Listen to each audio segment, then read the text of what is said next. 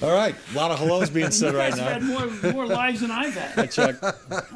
How are you, man? All three of us. This is Chuck Morris. He is the president and CEO of AEG Live for the Rocky Mountain region, and recently given the Northwest region as well. Huh? And I've known Chuck for 40 many years.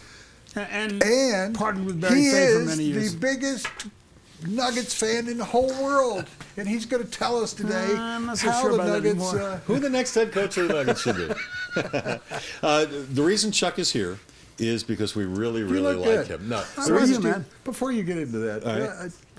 I get a chance on PBS and every time it comes on, I watch you. You were sitting in Red Rocks, and you tell it was a few years ago, but you tell the history of the story. And there are only two people in the history of Denver that actually knew the rock and roll history of Boulder. You were close to both of them, me and Fay. And I assume you're going to say that. Barry Fay, and I was going through my card yesterday, and I came across a Barry Fay card, and I started crying because I still miss Barry very much. And Tragic. Chuck, who worked with 18 Barry years. and against Barry. And against Barry. Ended up fighting with him. Years. But there's nobody, there was a father of rock and roll in Denver, and there was a son who took over as the godfather of rock and roll. And I got 45 Chuck years Morris. now. Yeah. And actually, I left Fay full-time in '86, so I've been away for a while. All right, so the reason Chuck is here is because he's going to start putting on concerts at Coors Field, the home of We Colorado just announced Rockies. we're doing the first music show ever at Coors Field. We go on sale Friday, and it's the Zach Brown Band, a very famous country band, playing July 3rd at Coors Field. They did a live concert at Red Rocks. We did three 2 years ago, and you know, we bought Fiddler's Green last year. We remodeled it. They sold out 34,000 in Fiddlers last year for us. Yeah, but I watched that because it was on, what's the channel that does the live concerts? Palladia? No, our channel, Access. Yeah, AEG owns it. Yeah, we own it. It was live from there. Brown band. I think it was in a rain one night. Rained. The first night was raining like crazy. Yeah, see, so my memory hasn't totally failed, Chuck. I watched and Palladium. And I don't know if you watched the whole show. He did. I actually asked him to do. He did a Dan Fogelberg song called "Leader of the Band." Oh, love that song. And Zach did it because I am putting together. I was best friends with Dan, who lived in Colorado. Yeah. And his wife, his widow, he died at 54 tragically from prostate cancer. But he and his longtime friend and manager Irving Azoff and myself are putting this tribute album together that's going to go for cancer research. And we got the Eagles on there and Jimmy Buffett and Zach Brown did Leader of the Band live at Red Rocks. It's going to be on the album. Everything else is studio. We have Garth Brooks did a recording. Everybody who loved Dan. And it's going to come out this summer. I'm sorry. Why Coors Field? Yeah, well, that's what I wanted to ask you. Are we on the air now, by the way? Yeah. Oh, I didn't know. Coors Field has been in existence since 1995, so 20 years now. Yes. Why did it take so long for the Rockies and the Montforts to open up Coors Field to concerts? Because it's such a beautiful stadium. It's a very good question. We have been dealing with Greg and with Kevin and with everybody there for over 10 years. You know, the first 7 or 8 years, they sold out every ticket. They were really busy building a great, a team. Frankly, they just felt like they didn't need to. Yeah. And they were concerned about the infield, they're concerned about the damage. You know, you guys know better than me. The infield is millions of dollars if you destroy it. But in the last, and I've been talking to them for over 10 years. And in the last 5 or 6 years, people like the Dave Matthews Band have been playing a bunch of baseball parks, and Zach Brown is 4 this summer. And the promoters that know what they're doing, and I believe I'm one of them. There's never been damage to any fields, and this year they finally decided they'd do it. And Zach was the perfect act for them in a way. He's Middle America. He appeals to rock kids, country people, everybody, and sells. And we're going to sell it out. We go on sale Friday at 10 o'clock, and it's July 3rd. Very cool. You're going to do like Garth Brooks when it sells out, have 9 more? No. He's in the middle of a tour going to other stadiums. So. I would ask you, though, in the field concerns, and that's happened at other places. It happened at Mile High Stadium when there were concerts there that they would play. Well, I've done some of them. Sports Authority had a problem with a couple concerts, too, I believe. I don't think people realize that, because if I were out there watching this or talking to you, I would say, Well, that's the city owns that stadium. When they were given the rights to actually have concerts there in their contract when the stadium was built. They can have other events there. So for those of you, because there's going to be an Avalanche hockey game there next year. And so whether you think it's right or not, part of the negotiating process of bringing the baseball team here was you have the right to rent that out for other events. Well, they manage and they maintain. They pay the maintenance on that stadium. Yeah, and we might add to that, and I'm sure it came up in your discussions, because the ownership has what they say a religious bent in regard to their. They have a religious day, a Christian day every year. I don't know if you are aware of that, but they have a Christian day. They call it a faith day. Faith day. But it's basically Christian. Yeah, I shouldn't. You're right. I shouldn't have said that. A faith day. And they bring in a band that is faith-based, a Christian-type rock and roll or country band. And I always found that kind of funny that, okay, you're doing that, but they want to appeal to middle America. Well, it's also not an elaborate setup for that faith day band. They had some doubts, and I can't blame them. You know, it just took a lot of persuading and a lot of years and a lot of success at other baseball parks.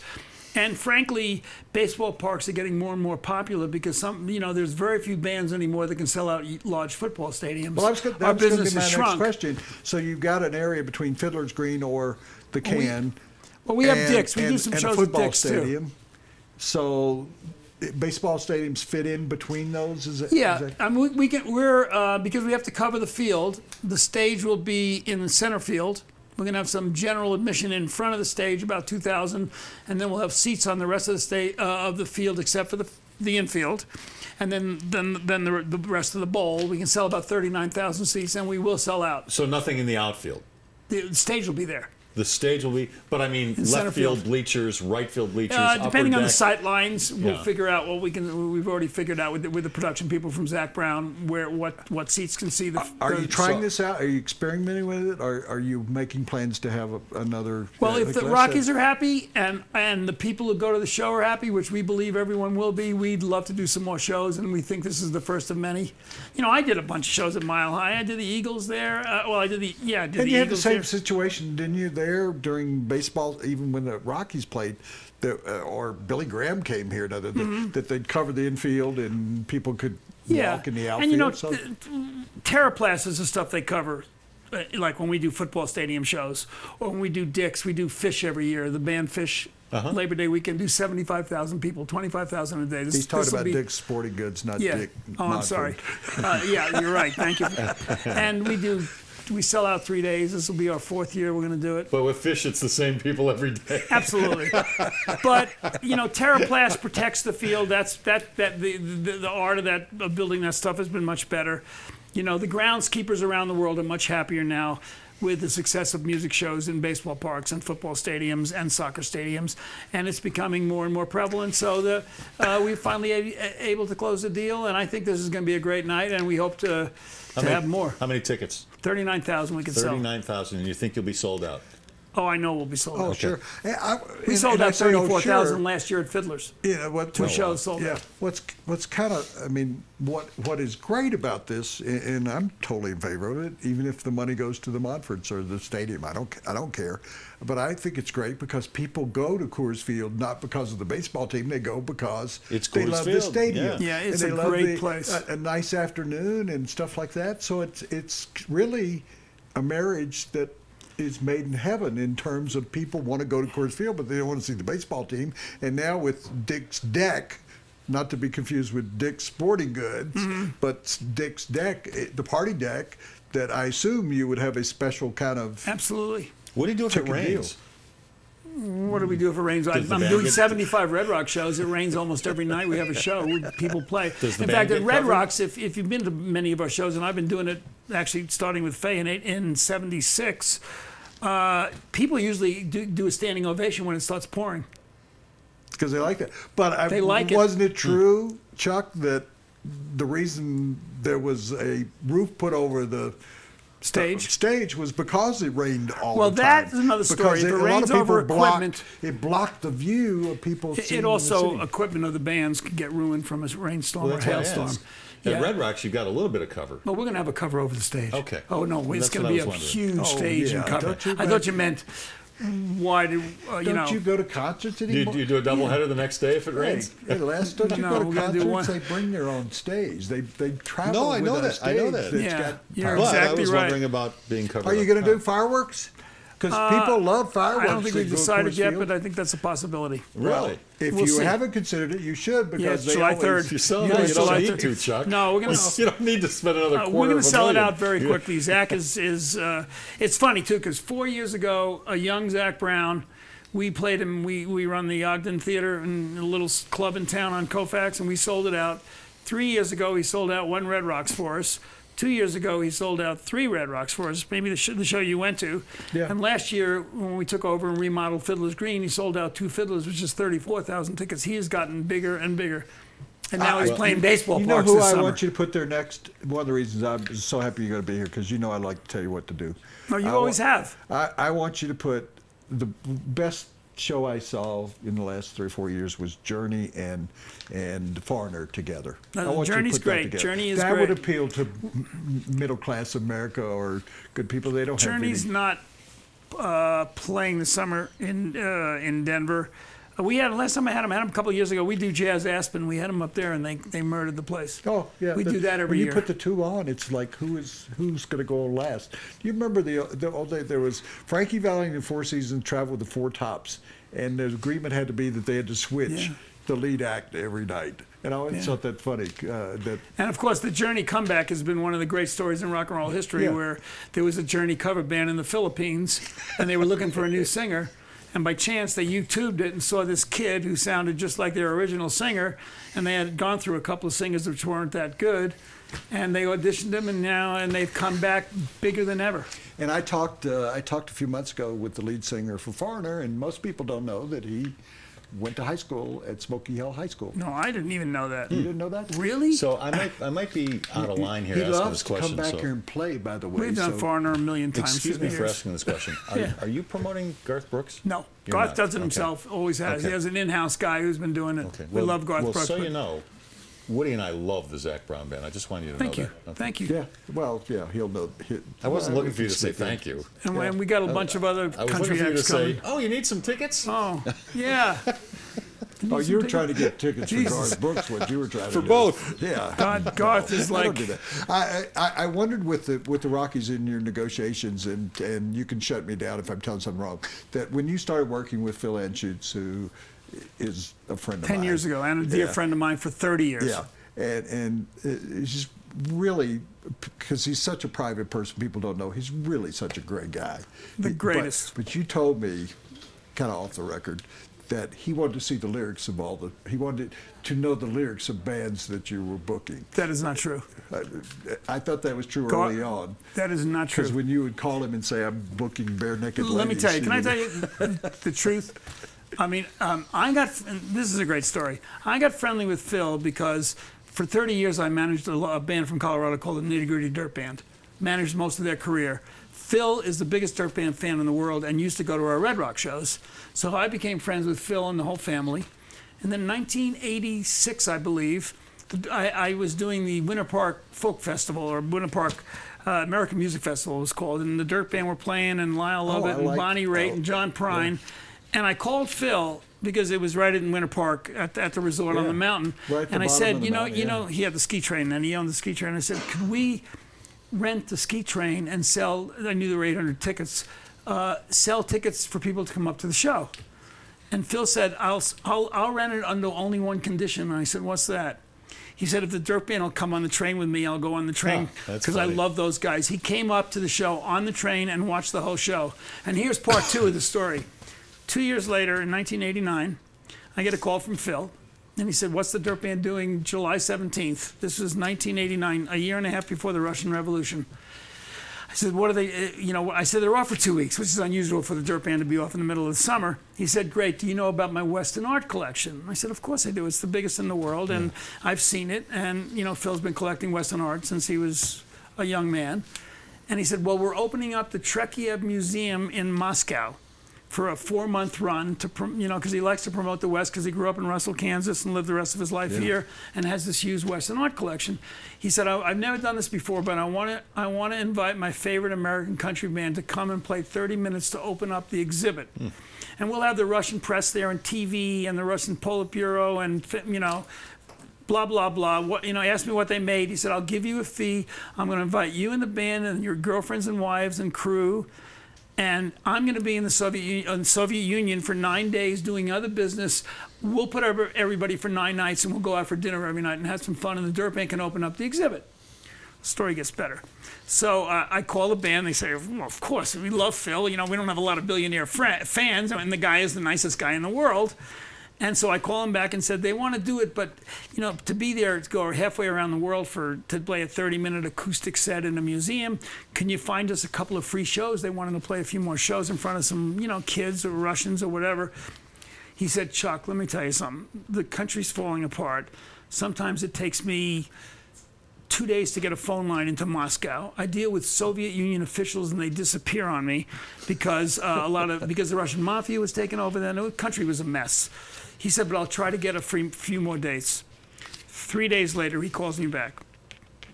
And only Phil answers. 3 days later, calls me back. He said, Chuck, okay, the first night you're going to do 30 minutes at the Trekiev Museum. The second night, I just arranged this gorgeous, gorgeous opera house, private show. We're going to invite all the Soviet Union officials who want to come and their wives and kids. We're going to invite the whole U.S. Embassy and their wives and kids, and we're going to give away 1,500 tickets to Russian students that want to see a famous American band. And the third night I just arranged, and he said, I said yes, because in the Soviet Union, if they offer you something, you have to say, if you say you got to go call a band or call anybody, it goes away. So I had to say yes, I hope you're not mad at me. But I said, Phil, we'll do whatever you want. And tell me what it is. He said, a free concert in Gorky Park. And we played in front of about 20,000 people. Wow. And I spent 9 nights with Phil and Nancy and the kids and my girlfriend at the time, who became my wife and mother of my three of my kids, and became best friends. And then 10 years ago, he came to me and asked me to start AEG for this part of the country. And I think Nitty Gritty Dirt Band was the first American popular band to play Russia. To play Russia. Yeah, that was in '77. Yeah. Yeah. So this was actually their second trip there. Yeah. And the final story, another one that's you don't know. That's a good trivia that you knew that. Yeah. I did a radio show. I was doing a general talk show, and I did it from the Aspen Jazz Festival. Well, they lived all up there. Yeah. And Dirt Band during that was playing at a small club. What year was that? Oh, late '80s. Right. And two of the guys came on with me, Jimmy Fadden or Jimmy Ibbotson? Ibbotson. Who still lives in Aspen, by the way. And our kids played together that afternoon, and he asked me, we talked about my music career as a kid, and he Who was the other Dirt Band guy? McEwen? McEwen had left. So he was. Yeah, he was out there in that. Yeah. Yeah. And so you're right. That's a real good memory. I went over to the small club. But he came back to the band 2 years later. Yeah, he came back.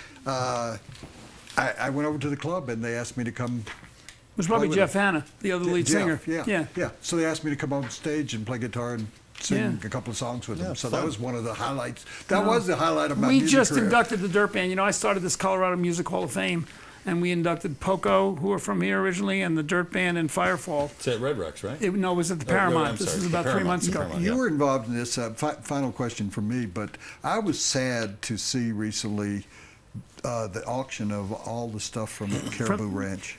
Well, Jimmy sold the ranch. He's a dear friend of mine. He had all this stuff. There must have been 100 different artists. Yeah, by the way, our next induction next year for the Hall of Fame is going to be Caribou Ranch, Dan Fogelberg, the late Dan Fogelberg, and Joe Walsh and Barnstorm. Joe moved from the James Gang in Cleveland to Boulder and started Barnstorm, wrote Rocky Mountain Way, and they're all being inducted. Nice. And see, I don't understand why, coming back to sports to finish this, Rocky Mountain Way should be the theme song of every team in Colorado. It's a great song written by Joe Walsh and Kenny Passarelli, who was born and raised here in Colorado. He's Joe bass Walsh player. is a great guy, but people still use in Colorado Rock and Roll Part 2, and Gary Glitter, who his real name we don't know, has been put in jail again for the second time for life for abusing kids. And you go, really, you want to keep playing that song to celebrate touchdowns and stuff like that? Rocky Mountain Way. And, you know, the Eagles still play it all the time because when Joe joined the band, they still play it every night. You know, I did the Eagles show here this last year at the Pepsi Center, and I did them in Salt Lake. They're playing better than ever. Chuck Morris, the best. We appreciate you coming by. Yeah, and everybody, Zach Brown at Coors Field, July 3rd. And where should Goes they on call? sale Friday at Ticketmaster. Ticketmaster? All right. And I get tickets pretty quick. I think it's going to sell out, I don't know, a week. And we hope it goes 2 well weeks. so that this will continue, because that's such a great venue. Well, I we're think, thrilled. We're thrilled with the Rockies. That, you know, they realize that they've been successful baseball concerts, and they realize that, you know, our company does the largest rock and roll festival in the world, Coachella. We do the largest country festival, Stagecoach. We do New Orleans Jazz. You know, I think we know what we're doing, and so it's going to turn out real well. Chuck, thanks, man. Thank you, guys. It's good Good luck. to see you. It's great Always. seeing you guys, man.